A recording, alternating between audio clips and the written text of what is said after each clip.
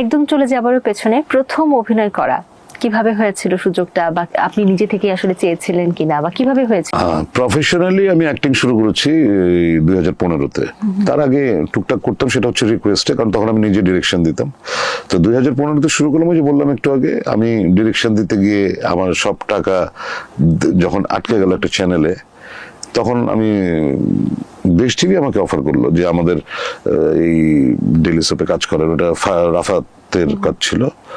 তো দেশ টিভি আসলে আমাকে অফার করেনি, করেছে দেশ টিভির যে প্রোগ্রাম ম্যানেজার ছিল রবিউল, সে আমার দুরবস্থাটা দেখেছে 4 বছর চোখের সামনে, যে লোক টাকার জন্য ঘুরতে ঘুরতে শেষ হয়ে যাচ্ছে।